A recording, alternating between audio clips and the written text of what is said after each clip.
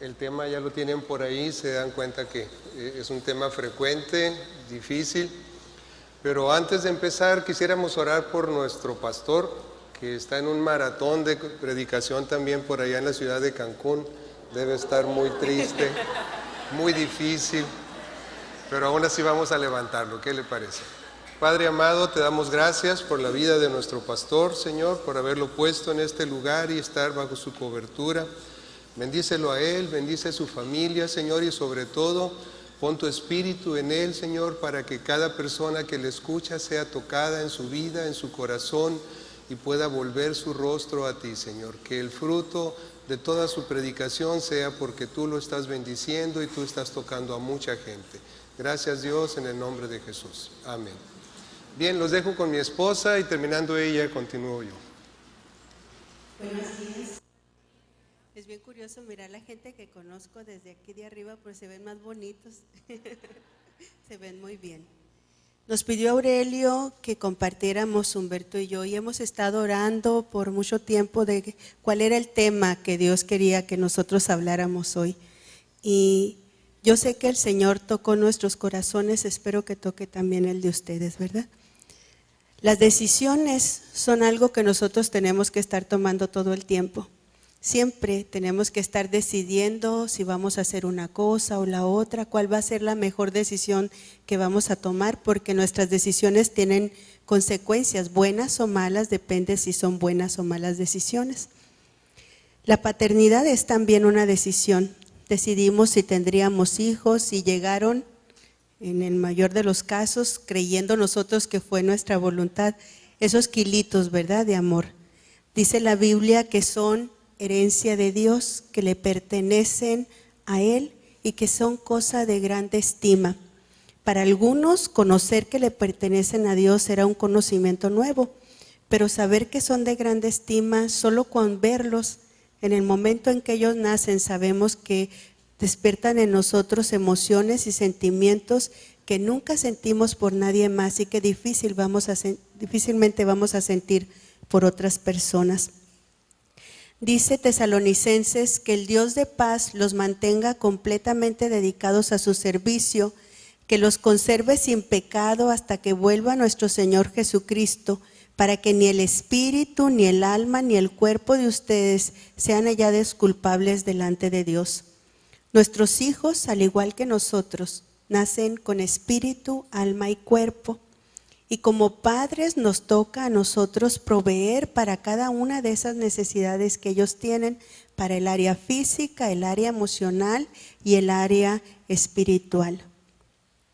Ese niño que nosotros tuvimos pequeñito, en un momento, aunque nosotros no quisiéramos, porque cuando nuestros hijos han crecido, quisiéramos que se hubieran quedado en etapas más tempranas, ¿verdad? Los que tienen hijos grandes decían, ay, que hubiera durado más ese tiempo. Pues ese niño, queramos o no, va a crecer. ¿Qué tan alto llegue? Depende mucho de los fundamentos que nosotros hayamos establecido en la vida de ellos. ¿Cuál es el fundamento de la vida de este hijo? Y él, en un momento dado, también va a tener que tomar sus propias decisiones, donde nosotros pudimos haber influido antes, pero donde él va a tener que decidir por sí mismo qué es lo que va a hacer en la vida, qué es lo que va a hacer en el mundo, y las decisiones que va a tomar, ¿van a ser buenas o van a ser malas? Sin embargo, hay 3 decisiones que son las más importantes que nosotros tomamos en nuestra vida y en las que tenemos que influir en el tiempo que podamos en nuestros hijos para que las hagan correctamente. La primera de ellas es que va a estudiar, y para algunas personas esto puede parecer algo banal, pero estamos hechos por cuerpo, alma y espíritu, y el cuerpo se alimenta de comida. Y la Biblia dice que el que no trabaja, que no coma, y la comida cuesta dinero, y para eso se requiere obtenerlo. También tiene que sostener a su familia, y dice la Biblia que el que no provee para su casa es peor que un incrédulo. Así que esto que nos puede parecer banal, en realidad es algo importante que nosotros tenemos que enseñar a nuestros hijos. ¿Con quién se va a casar? Porque la graduación de los padres es el día de la boda. Ese día son entregados, ahora sí, donde nosotros pueden pedirnos consejos, pero nosotros tenemos que hacernos un lado y ellos tienen que llevar su propia vida. La pareja que van a escoger va a depender mucho del estado emocional que ese niño tenga, del desarrollo que haya obtenido en sus emociones. ¿Y cuál será su relación con Dios? Es la decisión más importante que ese joven va a tomar. No solamente si va a aceptar o no a Cristo en su corazón, porque esa es una decisión personal. Eso es algo entre Dios y su Hijo. Pero una vez que le conozca qué tipo de relación va a tener con el Padre, va a depender mucho de qué tipo de padre haya sido usted. ¿Qué conceptos tenemos nosotros de Dios? Influye mucho cómo fue la relación que nosotros tuvimos con nuestros padres, porque somos los representantes de Dios aquí en la tierra. Si nosotros tuvimos padres que no nos trataron correctamente y no hemos sido sanados y buscado ayuda para ello, podemos en un momento dado estar repitiendo los mismos patrones anormales con nuestros hijos y trayendo eso a las siguientes generaciones. Nosotros influimos, dice el Salmo 1:1, bienaventurado el varón que no anduvo en consejo de malos. Y si ven la foto, ese niño todavía tiene unido ahí su cordón umbilical.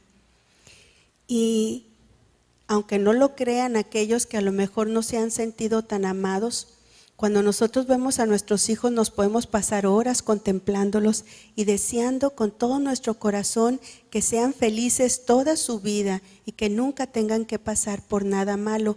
Pero nosotros tenemos que influir en ellos para que eso así acontezca. Dice la Biblia que como un mandamiento, y es un mandamiento con promesa, instruye al niño en su camino y aun cuando fuere viejo no se apartará de él.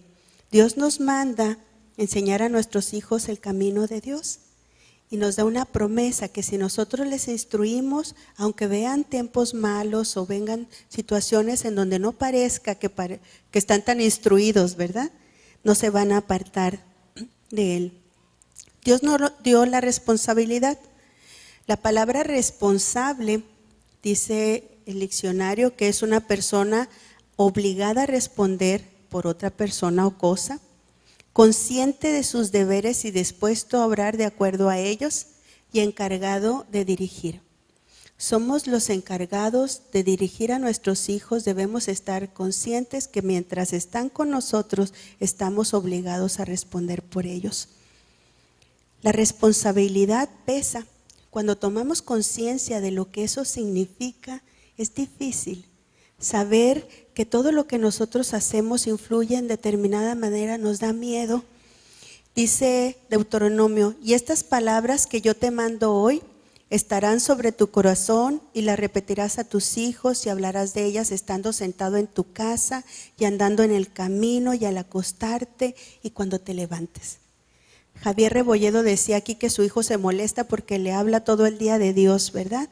Y nuestros hijos se enojan porque todo el día los estamos sermoneando y dicen, esto no hiciste bien, tienes que hacerlo de esta forma, tienes que hacerlo de esta otra. Pero Dios nos manda eso, que estemos pendientes las 24 horas del día de qué es lo que están haciendo nuestros hijos para guiarlos en el camino correcto. Por esa responsabilidad pesa. Y los que no han probado ser padres pueden criticar a los suyos y decir, es que son unos amargados que no se divierten, ¿verdad? Y podemos ser muy divertidos cuando no tenemos responsabilidad. La paternidad es como una puerta que abrimos y tenemos un lugar donde para nosotros es desconocido. Nunca hemos sido padres y tenemos que aprender qué pasos vamos a dar. Y es más difícil, entre más difícil es el hijo y da más miedo. El responsable también es el encargado de dirigir. No hay responsabilidad sin autoridad y no hay autoridad sin responsabilidad. Y nosotros a veces queremos tener una democracia donde yo hago lo que me da la gana, pero esta persona responde por los efectos de mis malas decisiones, porque la palabra autoridad no nos gusta. Relacionamos autoridad con una persona intransigente, que no entiende, que abusa de nosotros. Pero la autoridad, dice la Biblia en Romanos, que es para nuestra seguridad. La autoridad fue puesta para ponernos límites. Y siempre vamos a tener límites y debemos movernos en los límites que son seguros para nuestra vida. Siempre hay límites, desde que nacemos hasta que morimos. Están los límites de velocidad, ¿verdad? Si los rebasamos, corremos riesgos. Desde que nacemos, la cuna es un límite. El niño no entiende esto. Para él, la cuna es algo desagradable. Pero un padre sería una persona absurda si no tuviera una cuna a su niño, ¿verdad? ¿Cómo lo va a poner en un lugar donde se puede caer? Él lo interpreta como cárcel, porque no reconoce y porque no sabe. Y a veces, si no conocemos, así interpretamos los límites también nosotros. Y los límites, cuando se rebasan, requieren de disciplina, ¿verdad?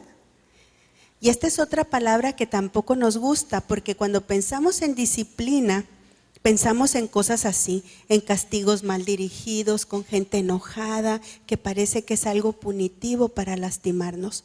Pero la disciplina es necesaria toda nuestra vida. Dice, al presente, eso dice Hebreos, ninguna disciplina parece ser causa de gozo, sino de tristeza. Sin embargo, a los que han sido ejercitados por medio de ella, les da después fruto apacible de justicia. Si ustedes son iguales que yo, no nos gusta que nos regañen, no nos gusta que nos digan que no hicimos algo bien, y nuestros hijos no son diferentes. A ellos no les gusta la disciplina, pero es necesaria. Es necesario que les digamos cuando una cosa está mal, aunque eso no les guste. ¿Qué hijo hay a quien el padre no disciplina? Dice Hebreos, haciendo una pregunta como algo absurdo y sin sentido. Pero en este momento encontramos a veces padres que no disciplinan a sus hijos porque han malentendido lo que significa amor y piensan que amor es igual a permisividad, y en ese deseo tan grande que tienen de que sus hijos sean felices, no quieren contrariarlos con nada porque no quieren que se sientan mal, pero es necesario. Desde que nuestros hijos nacen, tan indefensos y tan necesitados de nosotros, nosotros tenemos que llevarlos a un lugar de desarrollo donde ellos puedan aprender a crecer y a valerse por sí mismos. Y no solamente eso, a suplir para sus propias necesidades y desarrollarse de manera que puedan crecer y también suplir las necesidades de otros. Y así es como es el ciclo. Ellos fueron hijos y va a llegar el momento en que ellos también van a ser padres. De recién nacidos a los 2 años de edad, el niño lo que más necesita es seguridad. Tienen que ser suplidas todas sus necesidades, las emocionales y las físicas. Desde el punto de vista de las emocionales, no hay nadie en la tierra, ni la mujer más amada, ni el hombre más amante, que pueda dar a un niño las miradas que un padre le puede dar. Esas miradas de aceptación, de amor, de perfección, porque nos podemos pasar todo el día viéndolas, ¿verdad, papás? Son perfectos, no importa cómo tengan las orejas y no importa lo que hagan. Y en la medida que nosotros les cuidamos, es como el niño aprende esos atributos que Dios tiene, que quiere que nosotros sepamos, que Dios es omnipresente, siempre está ahí, siempre está presente para cubrir mis necesidades. De los 3 a los 6 años, si el niño creció seguro y fue afirmado en ese sentimiento de amor de su padre, que es donde crece el amor fraternal, porque si no se pasa tiempo con ellos, ese niño no va a tener amor fraternal cuando crezca y va a ser más difícil después. Comienza la iniciativa, se da cuenta de que es hombre o que es mujer, y es una etapa muy importante donde el niño y la niña tienen que tener ambas figuras, la figura paterna y la figura materna. Hay muchas parejas que se divorcian o que tienen problemas, o por razón que sea, que el niño no tiene ambas figuras. Es necesario que tenga un modelo de hombre y de mujer. Y para los niños a esa edad, su papá es un héroe que todo lo sabe. Y así es como se siembra en el corazón de los hijos el saber que Dios es omnisciente. Y depende del tiempo que pasemos con ellos y que podamos conocerles realmente lo que son y lo que piensan. Y entonces ellos sienten, mi mamá y mi papá saben todo. porque entramos a una habitación, ¿verdad? Y entonces, ¿qué hiciste? Porque tienen la cara. ¿Y cómo sabes? Porque sabemos, porque les conocemos. Y entonces así es como ellos saben que hay un Dios que les vigila y que siempre está presente. Tenemos que tener mucho cuidado con los hijos en esta edad, porque si ellos están solos, si reciben maltrato físico, si son víctimas de abuso sexual, si están viendo los pleitos de sus padres, o más aún todavía peor, si tienen que vivir el divorcio de ellos. Esto deja secuelas muy graves en la vida del niño y va a dejar trastornos en sus emociones que van a ser difíciles de superar. Hoy tenemos una niñera, ¿verdad? Es la televisión. Los niños pasan más tiempo viendo la televisión que escuchando a sus padres. ¿Y quién está detrás de la televisión? ¿Quién está inspirando esos programas que ellos son los que están viendo? Y nos sorprendemos porque hay escasez de valores y se supone que la televisión es algo neutro, pues eso no es así. Hay un anuncio que acaba de salir, no sé si lo han visto, que dice: cómprele un celular a su niño para que vea la televisión mientras usted va con él en el coche, así dice el anuncio, y no lo moleste. Y muchas veces los niños pasan tantas horas ahí porque molestan y no se trata de eso. Al rato vamos a terminar en algo como esto y cada vez nos tenemos que sorprender más porque así es como van las cosas, ¿verdad? En la etapa escolar de los 6 a los 11 años de edad es la etapa de la competencia y de los roles. Comienza con la mudada de dientes. El niño necesita pasar más tiempo con su papá y la niña necesita pasar más tiempo con su mamá, porque es donde aprende qué cosas hacen las mujeres y qué cosas hacen los hombres.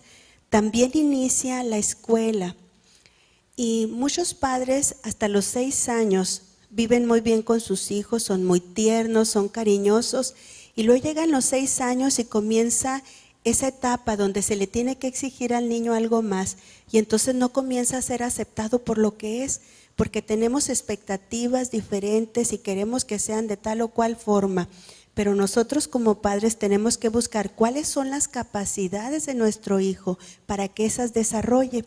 A lo mejor no es bueno en matemáticas, pero es bueno en el fútbol.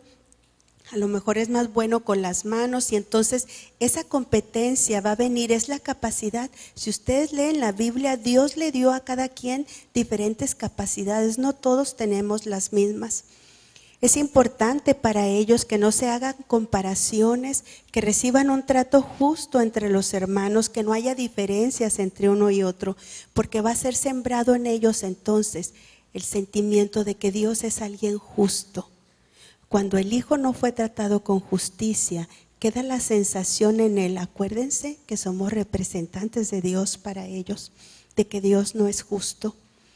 Si nosotros cumplimos nuestra tarea correctamente, él va a crecer sabiendo que Dios le ama, que tiene amor y cuidado de él porque fue amado y cuidado por sus padres. Hay un dicho que dice que los hijos son como barro en nuestras manos, que nosotros podemos moldearles a la forma que nosotros queramos y cualquiera que tiene hijos sabe que no es cierto, que quisiéramos con todo nuestro corazón moldearlos, pero no se puede todo el tiempo, pero podemos influir. ¿Cómo va a ser este producto? ¿Qué es lo que va a hacer este joven? Va a depender de la calidad del barro y de la calidad del alfarero. Un mal barro puede convertirse en un recipiente frágil, pero útil en manos de un buen alfarero. ¿Será un vaso para honra o nos deshonrará su vida? ¿Será un instrumento útil o será un instrumento inútil? Entonces tenemos que trabajar en nuestros hijos, en la parte que a nosotros nos corresponde para que eso sea así. Hasta los 11 años de edad fue probado el alfarero. ¿Qué tan buen padre era? ¿Qué tanto cumplió con esas obligaciones? Cuando es terminado, esa vasija es metida al horno. Ahora será probado el barro. Cuando llega la adolescencia, es que empieza a ser probado el barro. Esa niña que quería ser igual a mamá, que quería hacer todas las cosas que mami hacía, Ahora es más influenciada por sus compañeras que por las palabras que se le dijo, porque está buscando su propia identidad. Y es un tiempo muy difícil, porque empieza a probar lo que es tomar decisiones, tiene que empezar a tener responsabilidades, y entonces para nosotros como padres es difícil, porque no hallamos qué hacer, ¿verdad? Le voy hacia la derecha, le voy hacia la izquierda, le doy permiso, se lo prohíbo, la traigo a la fuerza. ¿Qué es lo que tengo que hacer? Y nosotros, si tememos a Dios, tenemos la tranquilidad de que Él nos dejó un mapa para seguir. Son los principios que la Biblia nos da como padres para seguir adelante. Si nosotros guardamos esos principios, tenemos la confianza en Dios de que aunque el camino no parezca el correcto, el final es el que toca. Y no seamos como ese insensato que torció su camino y luego se irritó contra Dios, ¿verdad?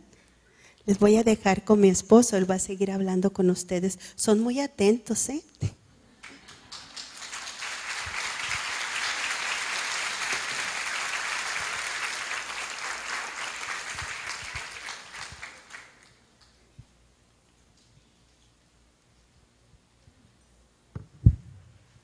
Mi hijo se fue.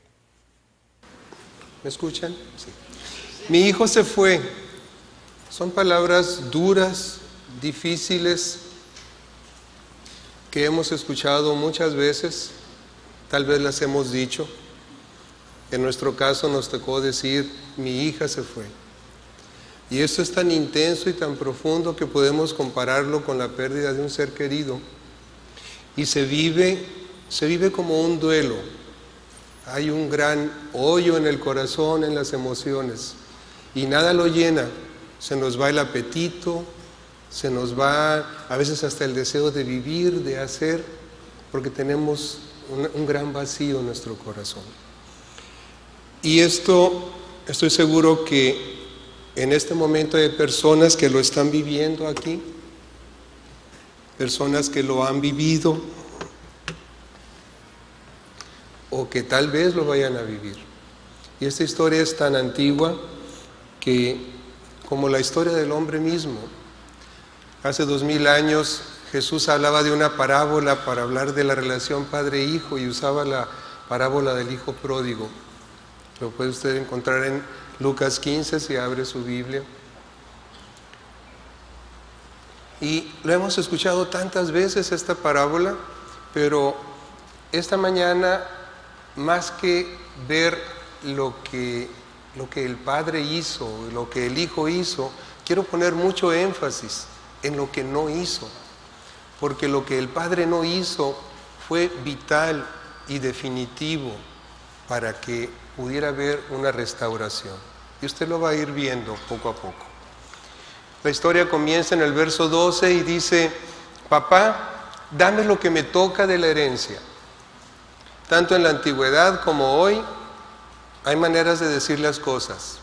Él pudo haber dicho, te ruego que me des, Padre. O, papá, si te parece bien, dame. Pero no, él dijo, papá, dame. Era una orden, era algo imperativo. Hoy escuchamos frases similares como, es tu responsabilidad mantenerme. O algunos jóvenes dicen, pues yo no pedí nacer, no es culpa mía. ¿Las has escuchado? Yo sí. Y en el verso 13 dice que se fue a un país lejano. Yo estoy seguro que este padre le dio muchas razones para que no se fuera. Le dijo, mira hijo, no te vayas por favor, afuera hay problemas, aquí tienes todo lo que necesitas, aquí hay protección, aquí está tu familia, allá no sabes cómo te va a ir. Pero no lo pudo convencer. Apenas recibió su herencia y este joven decidió irse. ¿Por qué deseaba el hijo tener lo que le correspondía de la herencia? No eran motivos muy sanos. Las herencias se reciben cuando la persona muere. Así que, en primer lugar, este joven estaba cansado de obedecer a su padre y deseoso, por otra parte, de alcanzar una falsa libertad, aunque él la considerara real. En segundo lugar, deseaba escapar de la vigilancia de su padre. Quería otro esquema de valores que fueran más adecuados para sus deseos y para sus placeres. Quería que le dijeran que todo lo que él hacía estaba bien. Un joven en Phoenix, en una escuela primaria, le preguntaron si sus compañeros estaban teniendo sexo en la escuela. Dijo, sí. ¿Y dónde? En el baño. Y luego agrega rápidamente, pero no tiene nada de malo. ¿Sí? Él estaba ya haciéndose de su propio esquema de valores. En tercer lugar, no tenía confianza en la administración de su padre. Quería gastar y derrochar a su propio ritmo y con su propia sabiduría.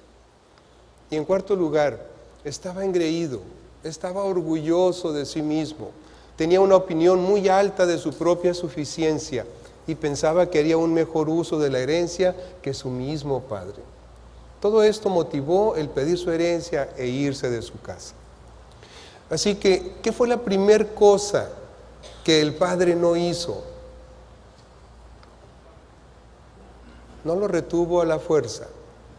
Le decía yo, le dio muchas razones por las cuales no debía irse. Pero una vez que dio sus razones y el hijo decidió irse, él no lo retuvo a la fuerza, porque esto no funciona. Una característica muy fuerte de la adolescencia, esa edad entre los 14 y 20 años, 22 años, es que el joven desea con mucha vehemencia su libertad y es capaz de hacer y de escoger cualquier cosa antes que continuar en su hogar. Esa es una fuerte tendencia de muchos. Una muchachita de Mexicali dijo, me fui porque creí que mi mamá era una amargada, que como no había disfrutado de su vida, tampoco me dejaba a mí divertirme. Llegué a la casa de mi amiga, pero no me recibieron, y por orgullo no regresé a mi casa, me quedé en la calle. Se detiene un momento y luego dice, y esa noche me violaron, pero quería su libertad. Esta muchachita dio su testimonio delante de decenas de mujeres, no la estoy descubriendo yo. Así que este joven de la parábola dice que vivió desenfrenadamente y derrochó su herencia. Las dos cosas van juntas, no se puede vivir desenfrenadamente y pensar que se va a mantener su nivel económico. Así que cuando lo había gastado todo, comenzó a pasar necesidad. No le faltaron lujos, le comenzó a faltar necesidad. Obviamente los placeres tampoco estaban ya ahí. ¿Y qué fue lo que el padre no hizo? El padre no suplió sus necesidades. El padre estaba enterado de dónde estaba este joven y qué le estaba sucediendo y qué estaba sucediendo en la comarca, pero él no suplió sus necesidades. Así que dejó que esto siguiera avanzando y el siguiente versículo dice que consiguió empleo con un ciudadano y ese ciudadano lo mandó a sus campos a cuidar cerdos. En el caso específico de un judío es el peor trabajo que podía conseguir porque los cerdos son un animal abominable para ellos en su religión. Pienso yo que el ciudadano no era por vengarse de este joven en alguna manera, simplemente le dijo, sí, te doy trabajo, ¿qué sabes hacer? Pues nada. Ah, bueno, pues te voy a dar un trabajito donde no se necesita saber nada, vete a cuidar los puercos, porque las ovejas son más valiosas. Y ahí está este joven, cuidando puercos. ¿Pudo conseguir un trabajo mejor? No, no pudo. ¿Y qué fue lo que el padre no hizo? Pues lo que acabamos de decir, no le consiguió un trabajo mejor. El padre de esta historia era rico, y como rico seguramente tenía amigos y tenía conocidos y gente que le debía algún favor. Así que imagínese esta escena, el padre se da cuenta de su situación, entonces levanta el teléfono y le dice, buenos días señorita, ¿me comunica por favor con el gerente general de la mitad del mundo? Sí, cómo no, un momentito por favor. Y luego ya contesta el gerente, le dice: ¿qué óvole, compadre? ¿Cómo estás? ¿Y la comadrita y los niños, todos bien? Ay, qué bueno. Oye, por cierto, necesito que me hagas un favorcito. Ahí te encargo a mi hijo, hombre, no tiene chamba. No le des muchas horas de trabajo porque se cansa. Y dale algo ahí suavecito, porque pues acuérdate que no sabe hacer muchas cosas. Y no le pagues mucho, dale 30, 40 mil pesos mensuales. Y por último, un favorcito más: no le digas que yo te hablé, dile que tú lo necesitas por sus méritos y sus virtudes. Muchas gracias, compadre. A ver cuándo vienes a comer a la casa, Adiós. 2 minutos de hablar por teléfono y un excelente trabajo en una empresa con un sueldazo sin hacer nada. Eso se puede hacer. Eso podía hacer este hombre. Eso podemos hacer muchos de nosotros con diferentes niveles, pero este hombre no lo hizo. Permitió que siguiera avanzando. Así que dice el siguiente verso, que tanta hambre tenía que hubiera querido llenarse el estómago con la comida que daban a los cerdos, imagínense. ¿Y qué dice ahí al final? Pero aún así nadie le daba nada. Este hombre comenzaba a tocar fondo. Y la pregunta es: ¿y dónde están los compas? Los carnales, los amigos del alma. Pues con él no están, ya no tiene que darles, ya no tiene que ofrecerles. ¿Qué fue lo que no hizo el Padre? No lo sacó de su miseria. Realmente estaba en la miseria. Y si no se ha dado cuenta, ¿qué sigue después de estar deseando las obras de un puerco? Pues sigue la muerte.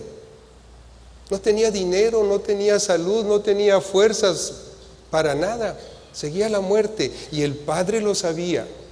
Pero el Padre no lo sacó de su miseria. Yo he conocido de padres que en una situación así dicen: no, yo no le doy ni para la cerveza ni para la droga, pero cada 15 días o cada mes pues voy, le compro sus zapatos, su ropita y le lleno la despensa ahí del picadero donde vive. El Padre no hizo nada de esto. ¿Qué fue lo que le quedó a este joven? Pues antes de morir recapacitar. Y dice que por fin recapacitó y se dijo: ¿cuántos jornaleros de mi padre tienen comida de sobra y yo aquí me muero de hambre? Por fin recapacitó. Si usted tiene la versión Reina Valera, dice: y volviendo en sí. Quiere decir que estaba fuera de sí, estaba loco.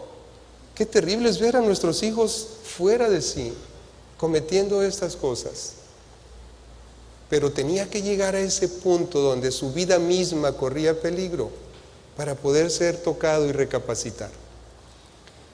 Y este muchacho dice: tengo que volver a mi padre y decirle: papá, he pecado contra el cielo y contra ti, ya no merezco que se me llame tu hijo, trátame como si fuera uno de tus jornaleros. Este muchacho reconoció su pecado y bien ubicado. Él estaba pecando contra Dios en primerísimo lugar y en segundo lugar contra su padre por desobediencia. Se arrepintió, es decir, él regresaría para no pecar más. Y en tercer lugar, se humilló y estuvo dispuesto a pagar consecuencias. Esto es un verdadero arrepentimiento. Él decía: trátame como si fuera uno de tus jornaleros. Si su hijo regresa ofendido, rebelde, exigente, buscando culpables o haciéndose la víctima, su hijo no está arrepentido.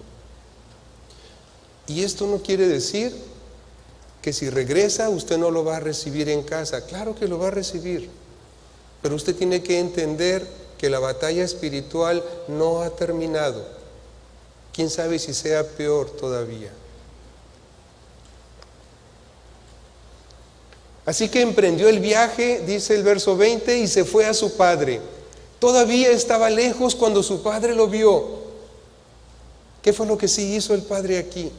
Siempre estuvo pendiente, siempre estuvo orando, siempre estaba vigilando a ver si cuándo regresaba su hijo. Dice que su padre lo vio, nadie más lo vio. Todos los demás ya no les interesaba, estaban trabajando, lo daban por muerto, pero el padre no.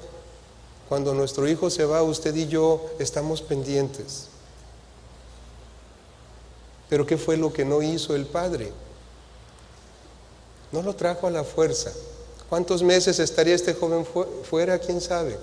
Pero ni lo retuvo a la fuerza, ni fue por él cuando comenzó a tener necesidad, ni cuando comenzó a tener hambre, ni cuando estuvo a punto de morir, ni cuando estuvo humillado cuidando cerdos. No lo trajo a la fuerza, porque no funciona.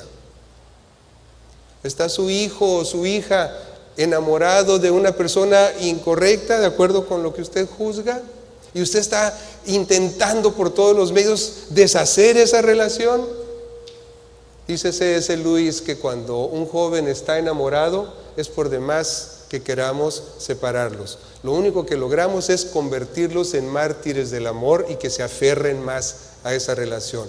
No es el camino, no es traerlos a la fuerza.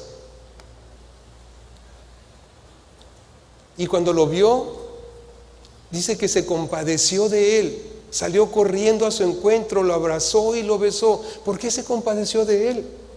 Pues porque no lo vio en un carro del año. Póngase en el lugar de este padre. Usted después de meses ve venir a su hijo a su casa y lo ve flaco, demacrado, con la ropa raída, caminando derrotado, y se acerca y maloliente. Y luego el enemigo le dice a usted, se acerca y le dice al oído: ya ves, por tu culpa. Y usted dice: mira cómo viene mi hijo. Si yo le hubiera dado, si yo le hubiera creído, si yo le hubiera mandado, si yo no le hubiera gritado, es mi culpa que venga así. El enemigo se va a encargar de echarle la culpa. Pero si su hijo se fue su decisión. No es su culpa que su hijo se haya ido. Debe tener compasión de él, pero no sentirse culpable. El joven le dijo: papá, he pecado contra el cielo y contra ti, ya no merezco que me llame tu hijo. Vemos el patrón que hablaba Pablo del verdadero arrepentimiento. En versículos anteriores, en el corazón estaba diciendo: voy a ir con mi padre y le voy a decir que he pecado y que no merezco ya ser su hijo. Pero ahora lo pone en acción, ahora lo comienza a confesar delante del Padre y lo va a actuar también. El arrepentimiento es con el corazón y con la boca y las acciones. Eso es lo que estaba haciendo este joven. ¿Y qué es lo que el padre no hizo? El padre no empezó a reclamarle. El padre no comenzó con esa frase típica de: te lo dije, nunca me haces caso, si me hubieras escuchado. Olvídese. Es una situación muy crítica, olvídese, está en el presente y debe construir el futuro. No debe estar en el presente y comenzar a analizar el pasado y a quejarse. No reclame, tiene mucho que hacer. Pero el padre ordenó a sus siervos, no lo dejó ni terminar si usted lee la historia, pero el padre ordenó a sus siervos: pronto, traigan la mejor ropa para vestirlo, es decir, la ropa de hijo, no la ropa de obrero ni de jornalero. ¿Y qué fue lo que el padre no hizo aquí? Ponga mucha atención. El padre no negoció su permanencia. El padre no dijo: hijo, qué bueno que has regresado, para que ya no te vuelvas a ir, ya puedes llegar a la hora que quieras, puedes beber lo que quieras, puedes traer a quien quieras, puedes hacer lo que se te pegue la gana, con tal de que no te vayas. No le dijo eso. El hijo estaba hablando y tratando de poner condiciones. Momento, él ordenó. Él era el padre, él era el jefe, él ordenó y lo restituyó como hijo. Y la Biblia dice que la función de los hijos en el hogar es obedecer. La Biblia dice: hijos, obedecer a vuestros padres en todo, porque esto es bueno delante de Dios. Y el padre sabía que eso es la parte que le tocaba al hijo. ¿Su hijo está fuera en este momento de su hogar? ¿O su hijo está en su hogar, pero su corazón quién sabe dónde está? ¿No tiene usted ni la menor idea qué pasa en esas noches en que usted no puede ni dormir? ¿Qué podemos hacer? ¿Qué debo hacer? Primero, no se precipite, no haga cosas de las que se puede arrepentir o empeorar la situación. El no hacer cosas no significa que no está usted haciendo nada. A lo mejor usted dice, es que quiero mucho a mi hijo, pero Dios le dice, yo más, yo lo crié. Y usted dice, es que tengo mucho dolor. El Señor dice, yo más, yo lo crié y es mío y no lo quiero perder. Y tal vez usted dice, es que no sé qué hacer, pero el Señor le dice, yo sí, y yo lo voy a traer a mí. Necesito que confíes en mí. Su fe será puesta a prueba.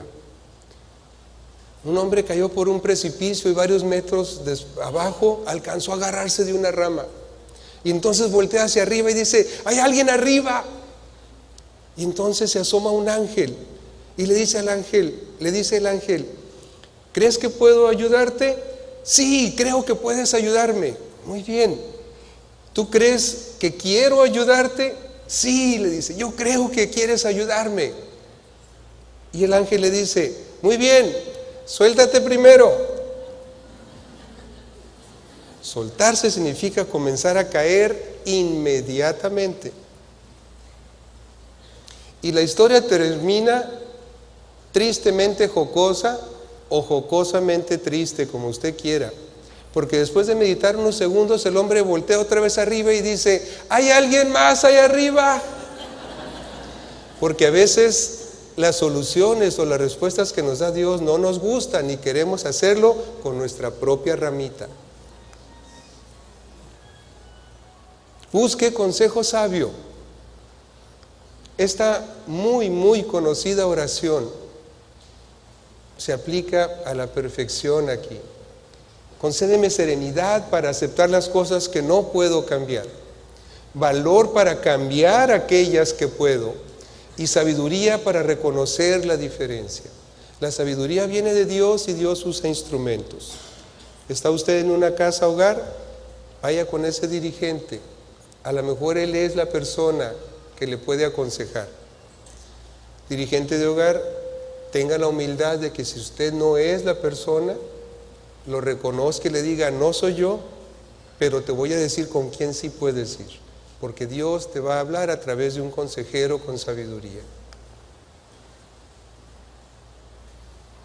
Una de las cosas o la cosa más importante que usted puede hacer para resolver esta situación es hablar con Dios. Usted va a escalar niveles espirituales con los que nunca ha ido, porque nunca va a orar con tanto fervor. Va usted a ayunar por días y ni lo va a sentir. Cuando nos piden que oremos por México, ay, pues ok, no voy a comer langosta toda la semana, dice. Pero cuando ore por su hijo, va a ayunar y lo va a hacer en serio. Y no es una cuota para pagarle a Dios para torcerle el brazo. El ayunar es para disponer más todavía su clamor a Dios, para que Dios resuelva. Franklin Graham, hijo del conocido evangelista Billy Graham, fue un hijo pródigo hasta los 22 años de edad. Su madre, Ruth, orando todos los días, dijo, una vez mientras oraba, Dios impresionó mi mente y me dijo, ocúpate de lo posible y confía en mí para lo imposible. Amén, dijo alguien. Mantenga contacto con su hijo, sepa dónde está en la medida que usted lo pueda reconocer.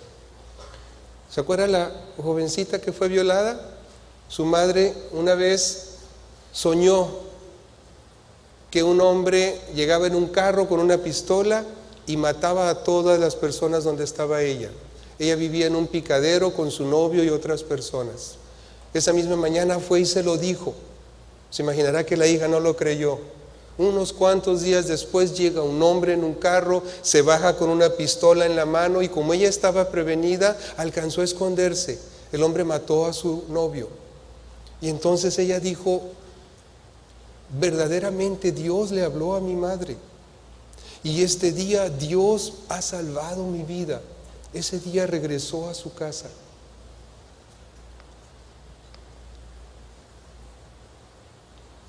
Piden oración un mediador. Otra jovencita de aquí de Mexicali cometió un error con un hombre drogadicto. Fue restaurada en su hogar. Y luego comete un segundo error, ahora con un golpeador. Y se va a Los Ángeles. Y estando en un mercado, una mujer ya le había dado varias vueltas inquieta hasta que por fin se anima y se acerca. Y le dice: muchachita, no te conozco, no sé quién eres, no sé qué has hecho, pero Dios me mandó a decirte que lo próximo que sigue en tu vida es juicio. Y esa muchachita se regresó a su hogar y hoy está en su hogar.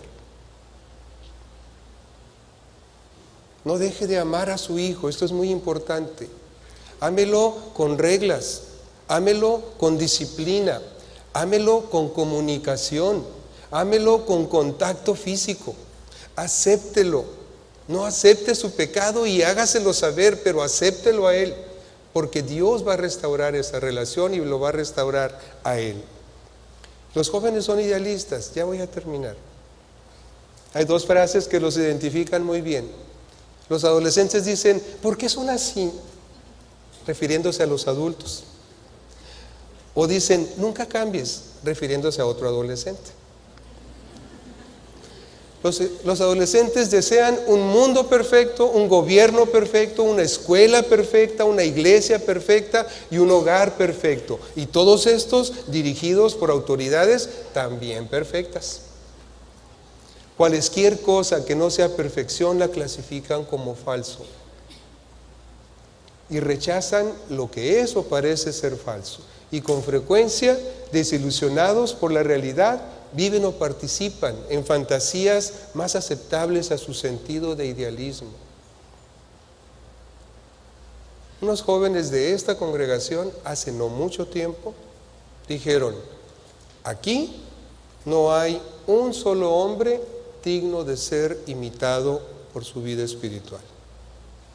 Bueno, estaba ejerciendo su idealismo. Yo les digo: ¿cuántos nombres quiere?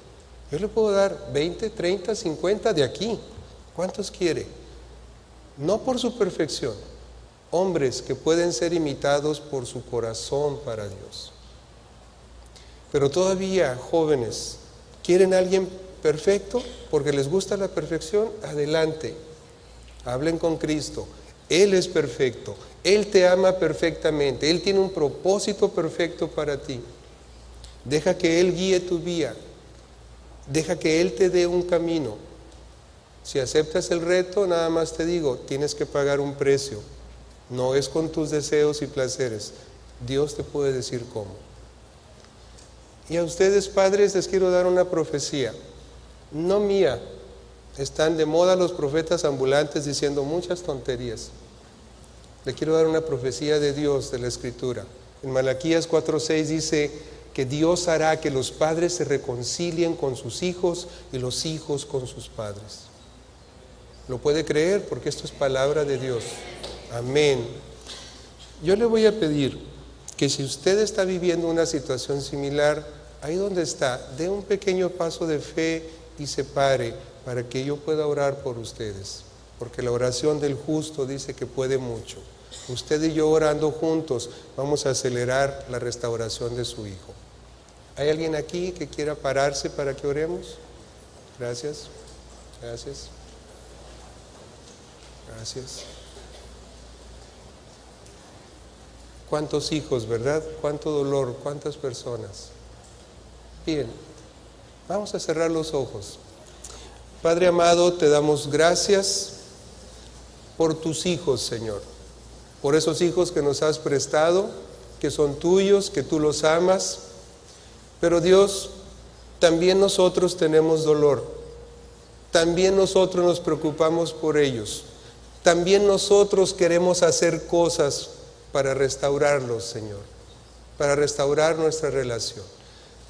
Padre, danos esa paz y ese gozo esta mañana de saber que a través de esta oración y de muchas más, Señor, que vamos a hacer, vamos a ver cumplida tu promesa de que vas a restaurarnos con nuestros hijos, Señor, que son tuyos, pero que nosotros amamos y que en alguna forma también forman parte de nosotros, Dios. Señor, bendícelos, cuídalos, protégelos, háblales, envía a alguien, Señor, envíanos a nosotros, envía a un familiar, envía a un desconocido, Señor. Toca sus mentes, sus corazones y hazlos regresar, Dios.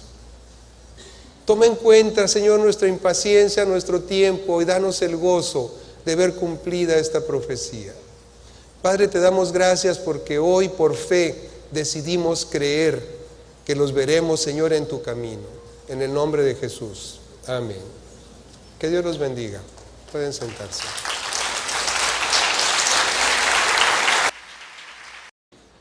El tema ya lo tienen por ahí, se dan cuenta que es un tema frecuente, difícil, pero antes de empezar quisiéramos orar por nuestro pastor, que está en un maratón de predicación también por allá en la ciudad de Cancún.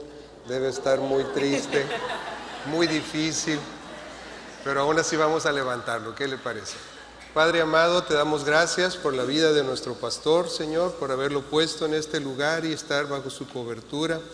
Bendícelo a él, bendice a su familia, Señor, y sobre todo, pon tu espíritu en él, Señor, para que cada persona que le escucha sea tocada en su vida, en su corazón, y pueda volver su rostro a ti, Señor. Que el fruto de toda su predicación sea porque tú lo estás bendiciendo y tú estás tocando a mucha gente. Gracias, Dios, en el nombre de Jesús. Amén.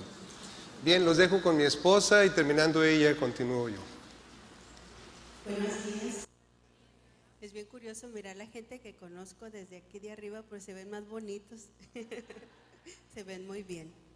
Nos pidió Aurelio que compartiéramos, Humberto y yo, y hemos estado orando por mucho tiempo de cuál era el tema que Dios quería que nosotros habláramos hoy. Y yo sé que el Señor tocó nuestros corazones, espero que toque también el de ustedes, ¿verdad? Las decisiones son algo que nosotros tenemos que estar tomando todo el tiempo. Siempre tenemos que estar decidiendo si vamos a hacer una cosa o la otra, cuál va a ser la mejor decisión que vamos a tomar, porque nuestras decisiones tienen consecuencias, buenas o malas, depende si son buenas o malas decisiones. Emocional que ese niño tenga, del desarrollo que haya obtenido en sus emociones y cuál será su relación con Dios, es la decisión más importante que ese joven va a tomar. No solamente si va a aceptar o no a Cristo en su corazón, porque esa es una decisión personal. Eso es algo entre Dios y su Hijo. Pero una vez que le conozca qué tipo de relación va a tener con el Padre, va a depender mucho de qué tipo de padre haya sido usted. ¿Qué conceptos tenemos nosotros de Dios? Influye mucho cómo fue la relación que nosotros tuvimos con nuestros padres, porque somos los representantes de Dios aquí en la tierra. Si nosotros tuvimos padres que no nos trataron correctamente y no hemos sido sanados y buscado ayuda para ello, podemos en un momento dado estar repitiendo los mismos patrones anormales con nuestros hijos y trayendo eso a las siguientes generaciones. Nosotros influimos, dice el Salmo 1:1, bienaventurado el varón que no anduvo en consejo de malos.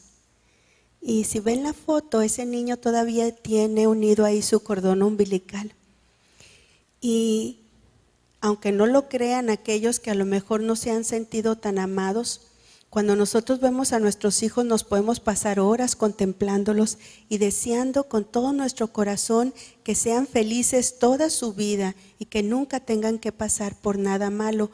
Pero nosotros tenemos que influir en ellos para que eso así acontezca.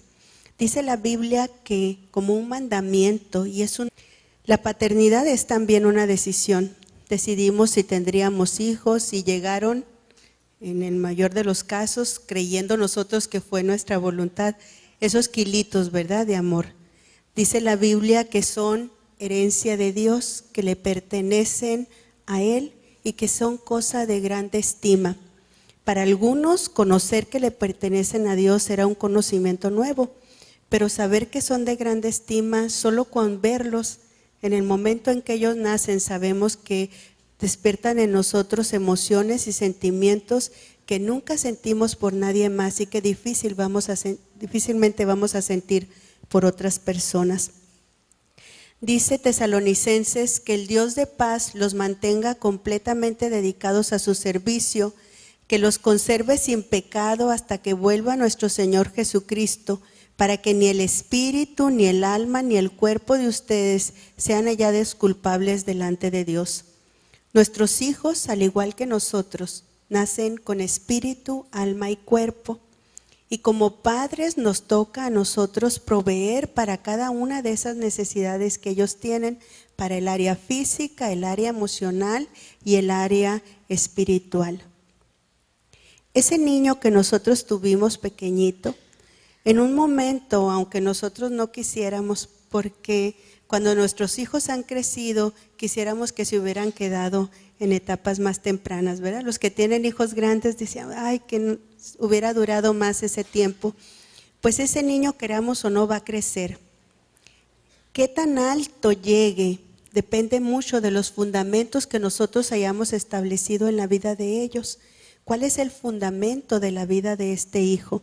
Y él, en un momento dado, también va a tener que tomar sus propias decisiones, donde nosotros pudimos haber influido antes, pero donde él va a tener que decidir por sí mismo qué es lo que va a hacer en la vida, qué es lo que va a hacer en el mundo, y las decisiones que va a tomar, ¿van a ser buenas o van a ser malas?